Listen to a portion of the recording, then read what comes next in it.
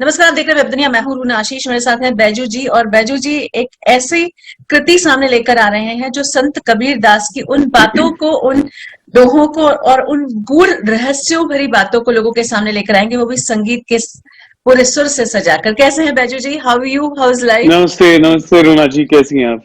मैं बिल्कुल ठीक हूँ। नमस्ते। आपको देख के बहुत अच्छा लग रहा है क्योंकि हम बहुत दिनों बाद मुझे कनेक्ट भी कर बहुत दिनों के बाद कनेक्ट कर रहे हैं और ये साइबर स्पेस में कनेक्ट कर रहे हैं। हाँ, आई थिंक ये बहुत ही नया है आपके और लेकिन मेरे अच्छा लिए लग इस यहाँ पर रहा मिलना। है। बहुत बिल्कुल। प्लेजेंट सरप्राइज है और पहली बार यहाँ मिल रहे हैं। हाँ। जी, अक्सर आपको घर पे देखा है, हाँ औरों जी। के इंटरव्यू मतलब हमारे घर के सदस्य के इंटरव्यू करते हुए देखा है आपको। हाँ जी। तो हाँ मेरी जी। खुशकिस्मती कि आज मेरा कर रही हैं आप। क्या अभी? नहीं, क्यों नहीं। क्यों नहीं। अच्छा बैजू जी, मैं तो जब भी संत कबीरदास मुझे भी बहुत पसंद है। मैं बचपन से पढ़ती आई हूँ। उनकी बहुत सारी चीजें मुझे बड़ी मजेदार और रोचक लगती थी। तो थोड़ा सा उस एल्बम के बारे में बताइए। कहाँ से संत जी कबीरदास जी के जरूर। ही बारे में सोचा आपने? तो बेसिकली ऐसे ही बातों के एक मेरी कवियत्री दोस्त है और वो मराठी में लिखती है और हिंदी में भी लिखती है। तो ऐसी ही बातचीत चल रही थी यूजुअली एक दो दोस्तों के बीच कि आपका ये कलाम नासिर काजमी की ये गजल कैसी है। तो उसी बातचीत के दौरान उसने मुझे कहा एक दिन कि ये एक कवि अपने कबीरदास का एक रचना है। आप इसको धुन लगा के देखिए ना कैसे बनती है क्या आपसे और कैसे लगता है आपको। तो मैंने कहा ठीक है, मुझे भेज दो, मैं देखता हूँ। तो उसी रात मैंने उस ऐसे ही गुनगुनाया और धुन बनाई उसकी। और फिर उसको दूसरे दिन फोन किया और देखो धुन हो गई तैयार एक ही रात में। और मैंने उसको सुनाई और बोली कि बहुत अच्छी धुन है। तो मैंने कहा हाँ सच्ची धुन, मतलब मुझे ही यकीन नहीं आया। ऐसे कहा अच्छा। एक तो उसने फिर कहा कि ये दूसरी ले लो। तो ऐसे वो लगातार एक सिलसिला चलता गया एक दो तीन रातों का। और मेरा एक दूसरा दोस्त है जयांग, उसके साथ है, ये मेरी दोस्त है अमृता। तो दो तीन रोज ये रोज मुझे एक एक कवि अपने सॉरी कबीरदास के दोहे पंक्तियां या निर्गुणी भजन ऐसे भेजते थे। और मैं उसकी धुन धुन ऐसे बनाता गया, धुन तरतीब होती गई। और फिर ऐसे लगा कि ये अच्छा हो रहा है और बस आप इसको आमद ही कहेंगे। और बस मुझसे वो बनता गया। और फिर हमने ऐसे सोचा कि ये अच्छा है तो क्यों ना इस पे और गौर करें और कुछ मैं खुद ढूंढने लगा। और कुछ ऐसे 16 धुनें मैंने बनाई। और फिर मेरी एक दोस्त है जो गिटारिस्ट है, मैंने उनको कहा कि अब आप सुनिए एज ए म्यूजिशियन।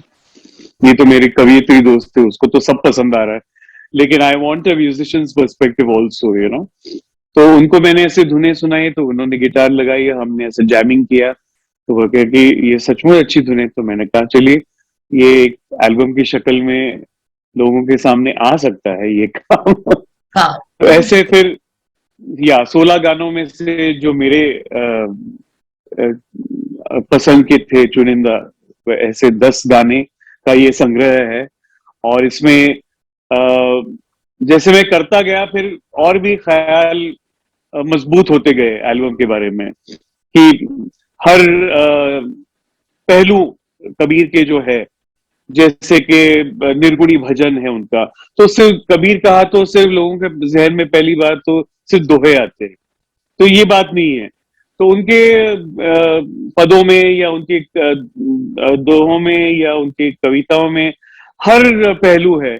जैसे उनके उन्होंने फलसफा भी बहुत सारा कहा है अपने गानों में, या सोसाइटी के ऊपर तंज किया है, या कुछ दुख के बारे में कुछ इंट्रोस्पेक्टिव है। तो अपने अंदर झांक कर देखा है।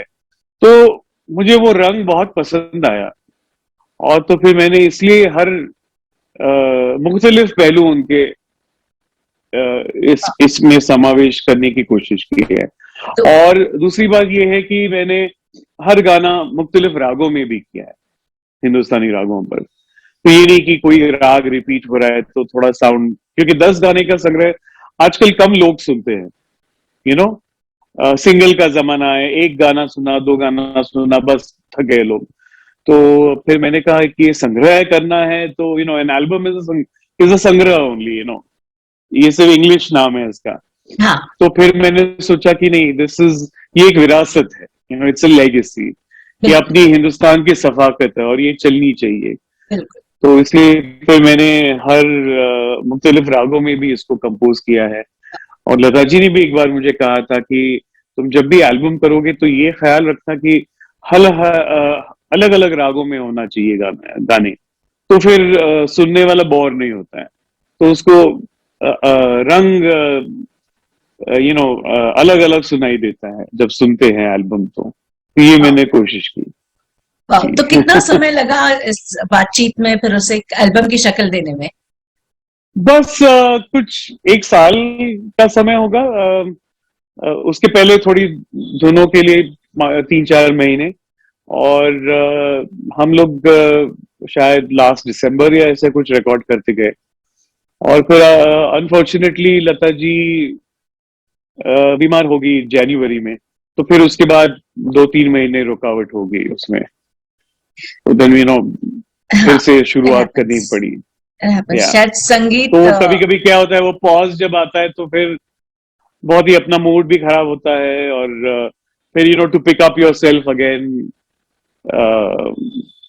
यू नो वो एक सहजता होती है, एक रन में जब करते वो हाँ, अलग होती है। हाँ।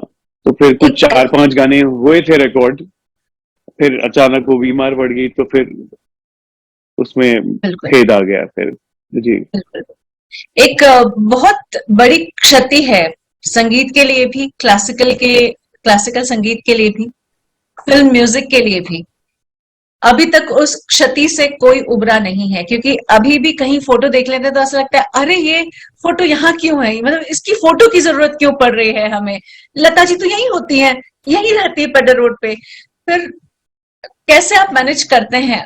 अगर ये मेरी हालत है एज अ जर्नलिस्ट, तो आपके सामने तो मेरे से कई कहानियां आती होंगी।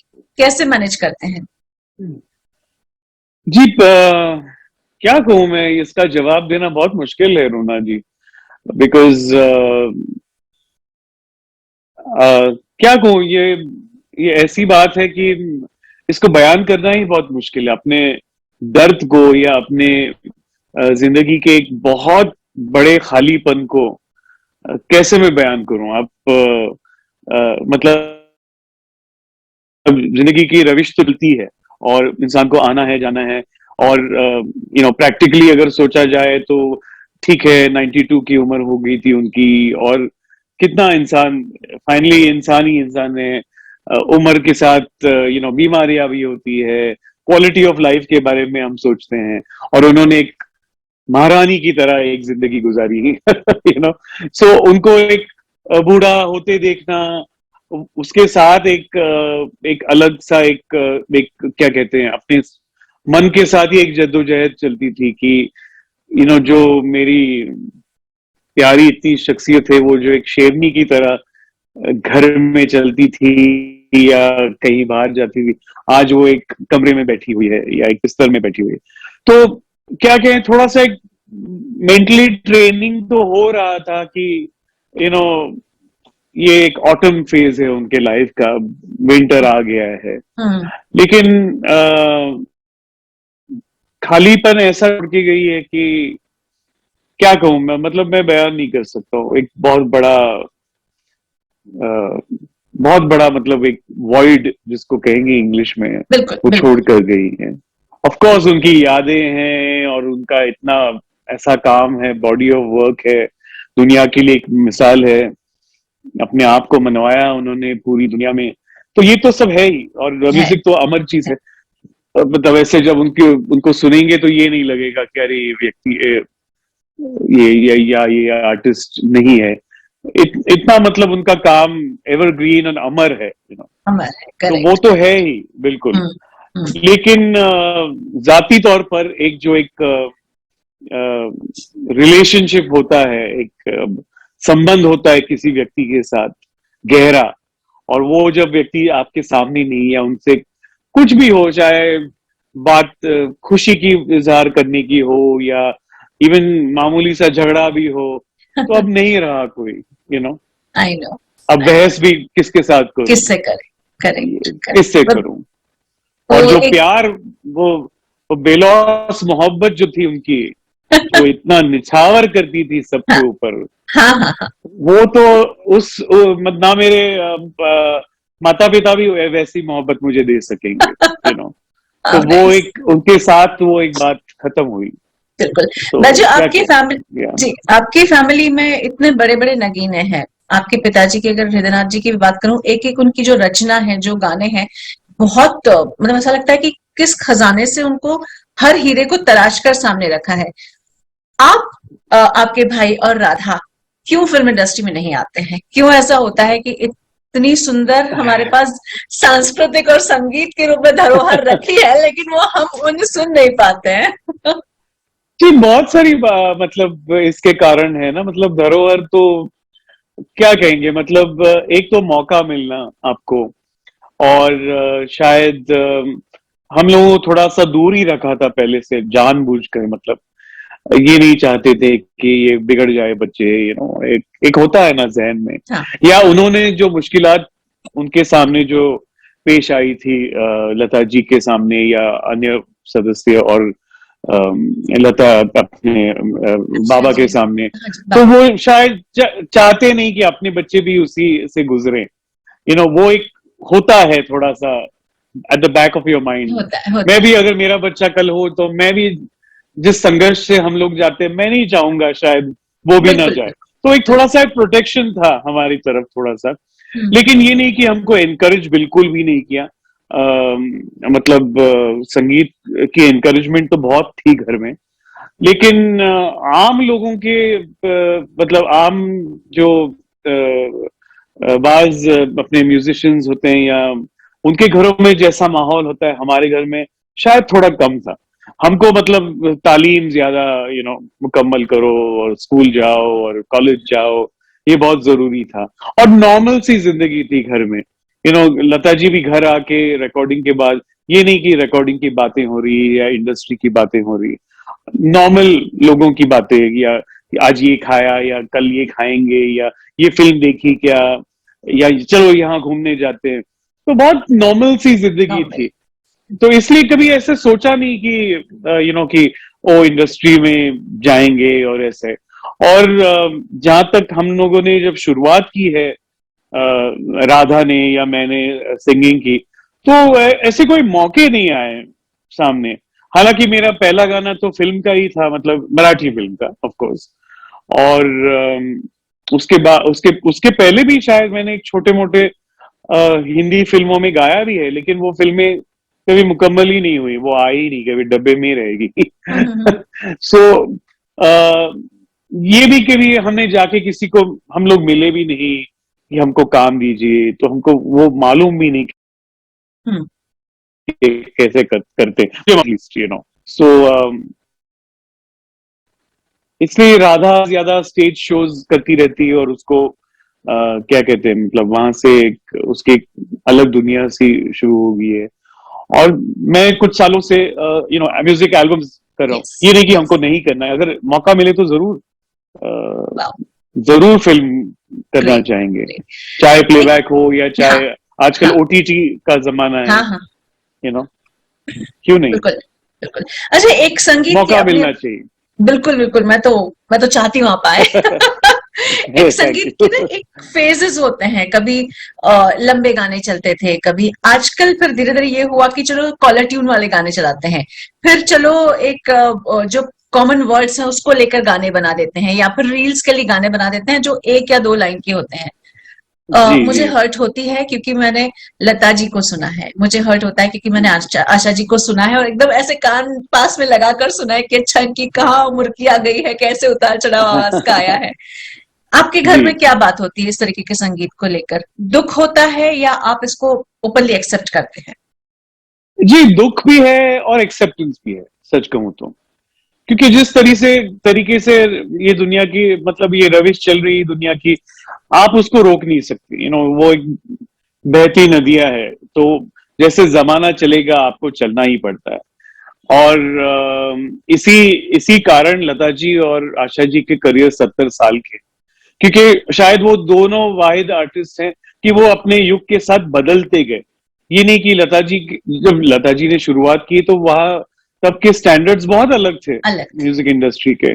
गायकी अलग थी या कॉम्पोजिशंस का क्वालिटी बहुत अलग थी, लेकिन ये नहीं, वो रुके नहीं, वो चलते गए। मतलब जहां लता जी ने मतलब उस जमाने में बहुत बेहतरीन गजलें वजलें गाई है, या बड़े बड़े शायरों के गीत गाए हैं, तो उसके बाद 80s 90s में वे अंग्रेजी में कहते हैं आई लव यू, ऐसे गाने भी गाने पड़े उनको, मतलब you know what I mean. I understand, तो आई अंडरस्टैंड। मतलब युग के साथ वो बदलते गए, इसलिए वो टिके रहे और हर जनरेशन को वो भाते भी गए। हाँ हाँ, तो बिल्कुल। तो एक पर्सनल जाती तौर पर यस दुख होता है कि उस लेवल का संगीत नहीं रहा। हालांकि ऐसे नहीं कि संगीतकार नहीं है और अच्छे गायक नहीं है। आप देखिए जैसे अभी नई फिल्म आई है कला, अमित त्रिवेदी का म्यूजिक है उसमें, तो देखिए कितना खूबसूरत रंग उन्होंने लाया है। हाँ या कभी विशाल भारद्वाज जी होते हैं या विशाल शेखर होते हैं, आप देखिए इनकी धुनें बहुत बहुत नायाब और सुंदर होती है। या अच्छे सिंगर्स कितने हैं हमारे यहाँ, श्रेया जी है जो लता जी के स्कूल में चला रही है, हाँ। आज के जमाने में भी। और हाँ। सो है, मतलब ऐसे नहीं कि खत्म हुआ है, शायद उसकी तादाद बहुत कम हुई है, तो इसका तो डेफिनेटली दुख तो है। हम्म। तो नए नए। मतलब हाँ, मतलब गानों का भाव खत्म हो गया है। शायद लोगों को इतना वक्त नहीं है कि उसकी सेंसिबिलिटी समझे या शायरी समझे या कविता को समझ के महसूस करे या एंजॉय करे। तो इसलिए जैसे आपने कहा कि सॉरी, वर्ड्स कम हो रहे हैं या इजी वर्ड्स हो रहे हैं या रिपीट हो रहा है, हुक लाइन हो रही है, हम्म। ऐसा कुछ हो रहा है लोगों को ज्यादा आकर्षित करने के लिए शायद। मतलब मुझे ऐसा लगता है बैजू जी कि पहले संगीत जो बनता था वो लोगों को सुनाने के लिए बनता था, अब लोगों को अट्रैक्ट करने के लिए बन गया है। तो ऐसी या दिखाने के लिए, या हाँ विजुअल ज्यादा हो रहा है, और ज्यादा लोगों को मुझे लगता है डांस करना है, थिरकना है, उछलना है ऐसे लगता है, तो वो भी ज्यादा हो रहा है। तो ऐसे ऐसे में सुकून से कोई, मुझे हाँ नहीं लगता किसी को वक्त है इतना, शायद, आई हाँ डोंट नो। शायद शायद मतलब अपनी जिंदगी में इतनी जद्दोजहद हो गई है और इतना फास्ट लाइफ हो गया है, तो शायद वक्त नहीं है कि चलिए आज एक सीडी, या पहले के जमाने में रिकॉर्ड होती थी, तो उसमें भी कितना बड़ा रोमांस होता था कि वो रिकॉर्ड निकालो आप हाँ जैकेट में से, उसको साफ करो, फिर उसको प्लेटर पे रखो, फिर वो पिन पेन लगाओ, तो लगाओ। लॉट ऑफ टाइम इन हाँ इट। हाँ। आजकल इतना इंस्टेंट हो गया है ना, it's all in the air, the cloud में इट्स सब देयर। गाने आपके, और बस टिक किया और मिल गया गाना, आपको सुन सुन लिया। लिया। और मैंने ये भी देखा है कि लोगों को पूरा गाना भी नहीं सुनना है आजकल। एक वन गाना, लाइन टू एक लाइन। मुख अस्थाई, ये अस्थाई सुनेंगे, मुखड़ा अंतरा सुनेंगे, नेक्स्ट गाने पे जाएंगे। हाँ और ये मैंने मेरे दोस्तों के साथ देखा है, मेरी मेरी उम्र के दोस्तों के साथ देखा है। ये नहीं कि आप नए नस्ल को दोष दे सकते हैं। हाँ। ये मैंने खुद देखा है अपने दोस्तों के साथ, कभी हम लॉन्ग ड्राइव पे गए, तो एक मेरी दोस्त थी, वो तो कभी एक गाना पूरा सुनती ही नहीं थी, और वो म्यूजिकल फैमिली से, मैं नाम नहीं लूंगा। तो बस मतलब उसके दादाजी और बहुत बड़े गुणी लोग थे, तो हाँ। वो जैसे गाना लगाती थी और अस्थाई हो गई, अंतरा हो गया, नेक्स्ट सॉन्ग, ऐसे वेट लेट्स लिसन, पूरा गाना तो सुनते। तो नहीं, वो उतना पेशेंस नहीं है। तो अगर शायद। हमारे जमाने के लोगों को पेशेंस नहीं, तो I don't know, maybe today's kids are और भी हमसे आगे चल, हाँ हाँ हाँ। इंफॉर्मेशन कितनी है ना उनके पास। बहुत बहुत बहुत। तो ऐसे में फिर नई जनरेशन से कनेक्ट करने के लिए आपके पास कबीर दास जी जैसे एक गूढ़ रहस्यवादी लेखक गुड कवि। क्वेश्चन कि तो ये मैंने ऐसे क्यों बनाया। हाँ आई मीन क्या ऐसे अट्रैक्ट करेगा, इसमें वो चीजें डाली गई हैं। एक तो आपने कह दिया गिटार है ही। हाँ, नहीं, अट्रैक्ट नई पीढ़ी को देखिए ये प्रयास और कोशिश है, बिल्कुल, यू नो। बिल्कुल होते मैं रहने चाहिए। यकीन से इस दावे के साथ तो नहीं कह सकता हूँ कि ये नई पीढ़ी को पसंद ही आएगा। शायद आएगा, शायद नहीं आएगा। हम लोग जब जब कोई प्रोसेस से जा रहा है क्रिएटिव, तो ये नहीं इतने आगे का विचार नहीं चलता है कि नहीं, अरे ये पसंद आएगा।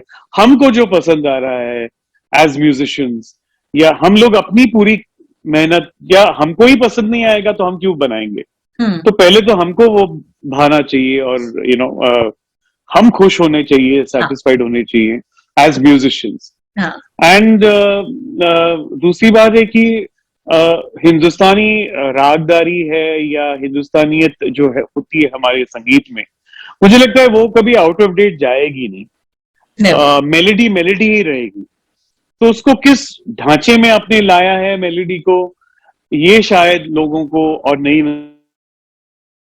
नस्ल को अट्रैक्ट करता है। इसमें थोड़ा सा हमने बैलेंस किया है कि बहुत क्लासिकी टच आपको सुनाई देगा, मतलब जिससे ऐसे लगेगा कि बहुत मुश्किल है ये सुनने, ऐसा मुझे लगता है ये नहीं है। तो थोड़ा सा इजी साउंड है, सिंपल साउंड है, अरेंजमेंट को क्या कहते हैं एकदम रखा है, और अपने Hindustani instruments as well as western instruments की क्या कहते हैं इक्वालिटी एक जैसी रखी है। तो क्या एक पहलू होगा, या शायद उनको नॉर्मल लगेगा, यू नो। नाइस। ये तो दावे के साथ तो कह नहीं सकते कि इनको पसंद नहीं, ही नहीं, आएगा ये। नहीं मैं और बोलती जैसे हूँ ना, मुझे सुनने में मज़ा आने वाला है। I am looking forward now. और मुझे लगता है कि कबीर की जो भाषा है, बोली भाषा है, तो काफी सरल है, जिसको हिंदी समझ में आती है। हाँ, हाँ, जो बच्चा है जिसको हिंदी समझ में नहीं आती और अंग्रेजी ही बात करता है, और यू नो फिर तो मुश्किल ही है। फिर मुश्किल है। फिर शायद उसको ट्यून पसंद आए, आई डोंट नो।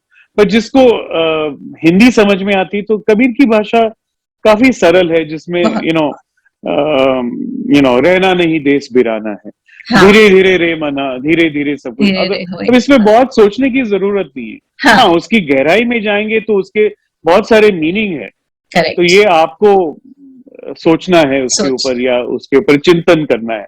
बिल्कुल, बिल्कुल, तो चिंतन ना करें तो भी ठीक है, लेकिन जो पहली अस्थाई उनको उसका ऊपरी मीनिंग भी समझ में आए तो भी काफ़ी है। अपनी जीत है उसमें उसमें बिल्कुल, बिल्कुल, बिल्कुल। मेरी तो बहुत जी सारी जी जी शुभकामनाएँ। इसके अलावा जी आप और भी कुछ सोच रहे हैं? जी।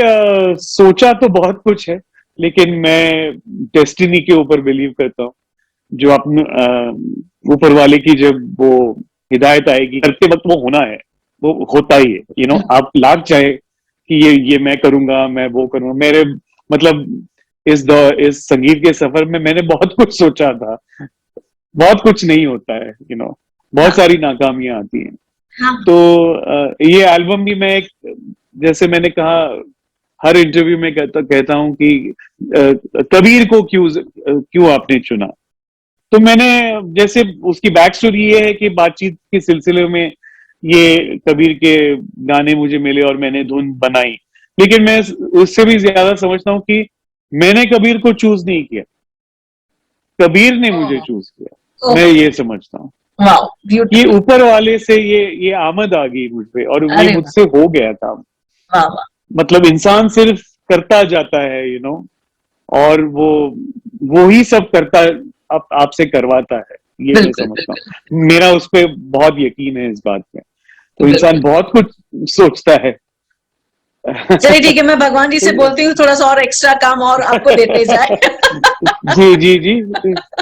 जो अपने नसीब में है वो आपको वही मिलता है, उतना आपके हिस्से में है, उतना ही आपको मिलता बिल्कुल। है। चलिए ना कम राजेश, ना ज्यादा। बिल्कुल, बिल्कुल। आपसे बात के जी करके इतना अच्छा लग रहा है मुझको, मन हल्का नहीं नहीं, भी हो मुझे भी। गया, सुनने में भी मज़ा आ रहा था आपको। जी जी, बहुत आपको देख के ही बहुत मजा आ गया। चलिए, तो थैंक्स अ मैंने भी लॉट। बहुत खुले दिल से इंटरव्यू दिया। चलिए, thank you, ji thanks a बहुत लॉट। बहुत आप शुक्रिया। ध्यान रखिएगा। बहुत बहुत शुक्रिया।